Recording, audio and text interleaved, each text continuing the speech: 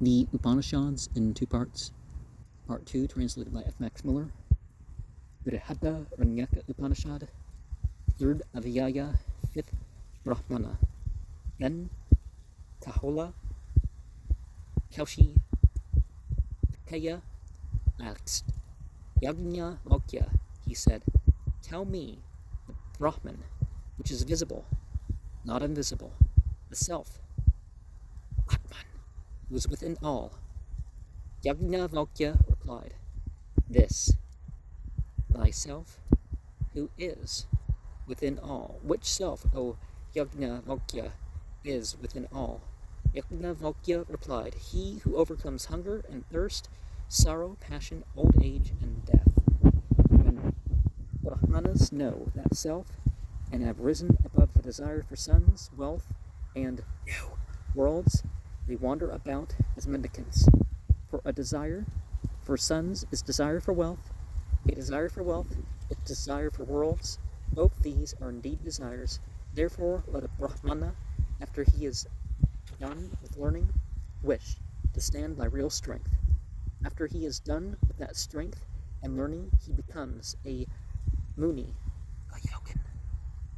And after he is done with what is not knowledge of a Muni, and with what is the knowledge of a Muni, he is a Brahmana. By whatever means he has become a Brahmana, he is such indeed. Everything else is of evil. After that, Gahola Kaushikeya held his peace. It's not that you should be done with learning, it's just you get to a point where you need to act out more or work on some realization or something. The Madhyandina text, page 1071, standing before the fourth Brahmana,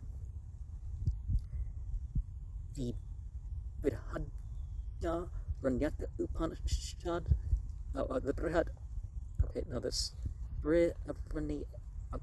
Upanishad 4:22. Note 2, the desire for sons.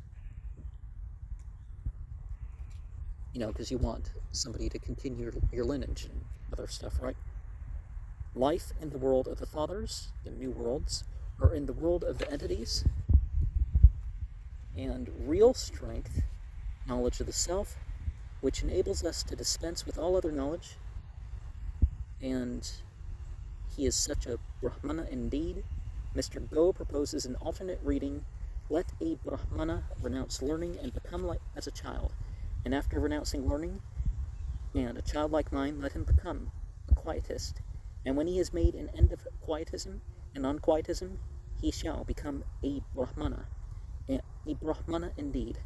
Yusin takes a similar view, but I doubt whether the knowledge of babes is not a Christian rather than an Indian idea, in spite of Sankara's remarks on the Vedanta Sutra 3.4.50, which are strangely at variance with his commentary here. Possibly the text may be corrupt, for Tishthaset 2 is a very peculiar form. We might conjecture Balyana, as we have the Balyam in 4.4.1 in Upanishad 3.3. Balyam stands for Abalyam, possibly for Balyam, the construction of Kena, Syad, Yena, Syat, Tened, Rista, Eva, however, is well known. And it's the knowledge of Veds means that one is innocent with the knowledge. It's the child's stage, but not a mature child's stage. Because you've gone beyond the conservatism, beyond the liberalism that you're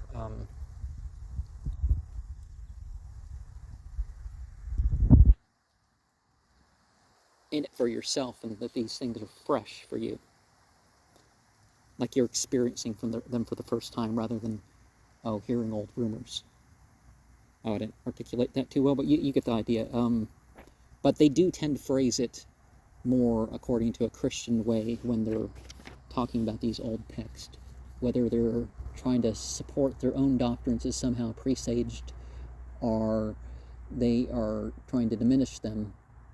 That's a tendency we got to watch out for.